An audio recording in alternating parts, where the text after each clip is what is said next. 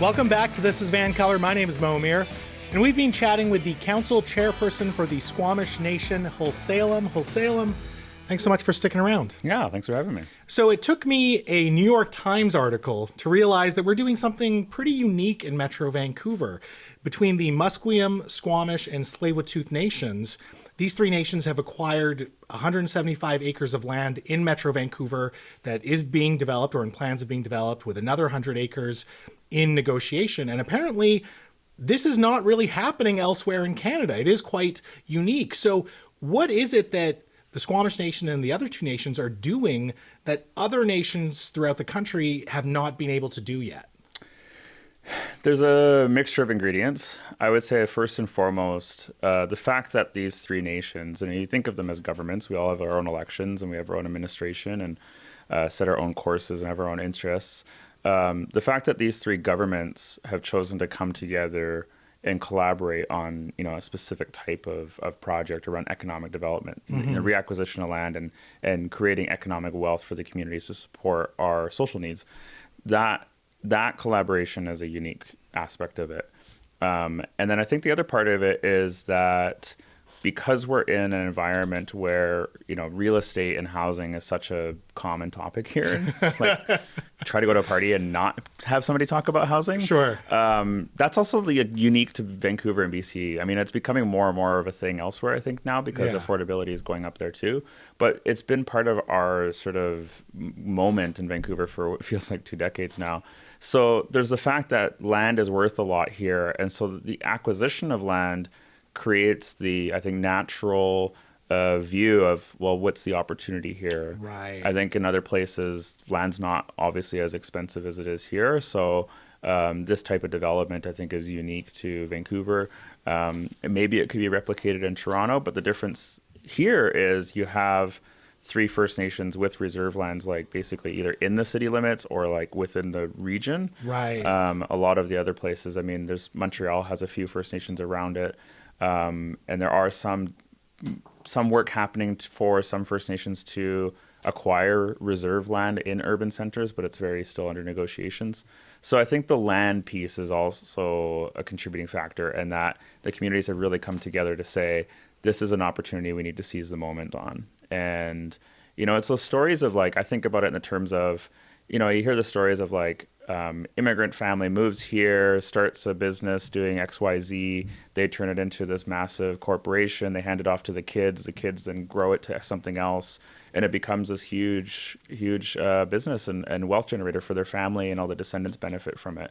So if you think about it in those types of terms, where it starts out somewhere with a small amount of wealth, but then it exponentially grows, we're at that place right now where the nations have, we have a lot of land rich and sort of cash poor in some ways, not fully, but what you can do with that land to turn it into long-term revenue and long-term wealth for the community. And then what you can do with that wealth in terms of investments into the community. I mean, like in my community, for example, we generate a lot of our revenue off of leases. Right. We lease a bunch of reserve lands. Some leases bring in 25 million, some bring in 12, some bring in 10. It all adds up to around 70 million. We also tax, through property taxes, our reserve lands. So we take all that money and then it goes out to the community through a number of different programs. And one of the programs that I've been really proud to support is, 4 years ago, we were funding around 70 or so post-secondary students, all of it being funded through post-secondary funding from the federal government.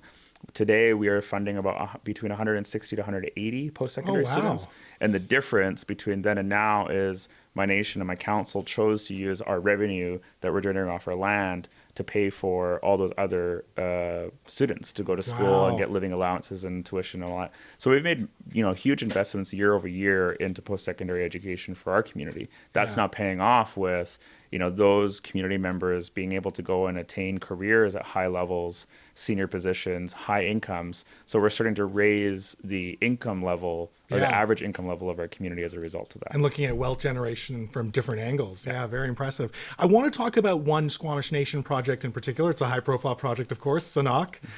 It's on Kitts Point, right beside Vanier Park in Vancouver.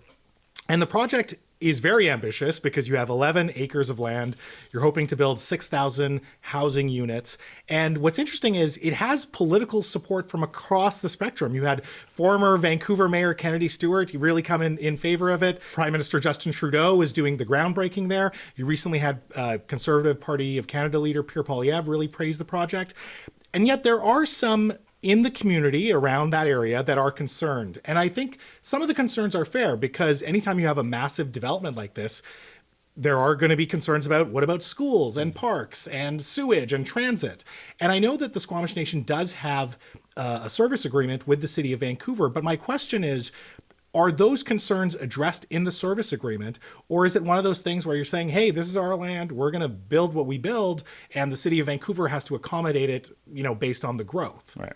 No, it's a fair question. And I completely agree that, when you're a community and there's something happening next to you and it might have some impacts on you, that it's important to have those voices heard, to be able to have an influence on the outcome, especially if impacts are going to be negative and if they can be mitigated or reduced or taken out of the picture. Like, it's important to hear from community members in that situation. I would expect that for myself. I would also want to be able to do that.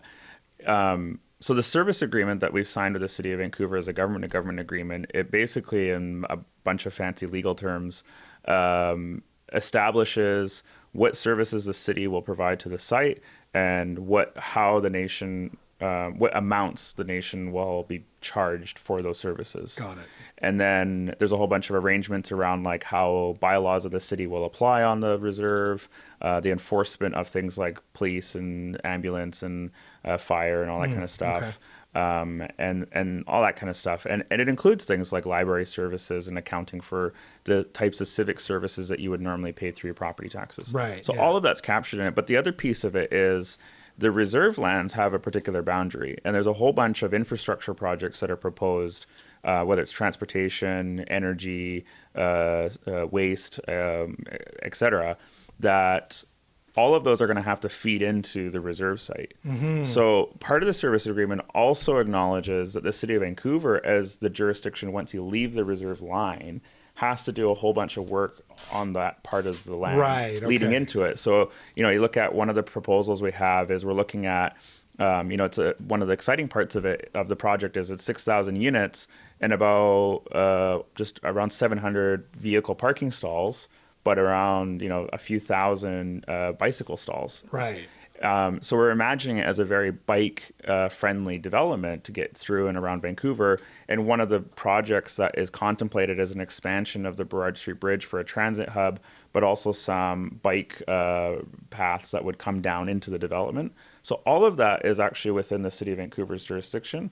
So whether it's things like that, whether it's roads that have to be built or upgraded, or whether it's infrastructure that has to be built into the site, all of that is actually within the City of Vancouver's jurisdiction. So under their policies and their rules, they will have to do a whole bunch of community engagement, come out and do, engagement with the community, solicit feedback and input as the designs of those things get to be sort of fleshed out. So there is going to be a lot of engagement around all the pieces that tie into the reserve. And that will be an opportunity for, I think, the wider public to come and learn more, because some of those things are still sort of being designed in terms of the specifics. But there's a lot of, I think, opportunity to participate in that once we get to that stage. Right now, it's just an early construction of site prep and infrastructure like on the site itself. There'll still be many years to come before we get to that point where we have to start reconfiguring roads and bike roads and all that, buses and all that kind of stuff. Well, it's very exciting, and it's the exact type of project that we need in this city that is growing, that is going to have more people coming to it. So congratulations on at least breaking the ground and moving forward on that project. Yeah, thanks so much for your time tonight. Thank you. Folks, he is a prominent Indigenous leader, the council chairperson for the Squamish First Nation, one of the most influential voices in Metro Vancouver. He is Khelsilem.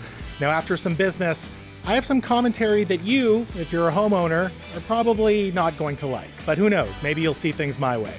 I'm going to take a moment up next. I'm Mo Amir. This is VANCOLOUR.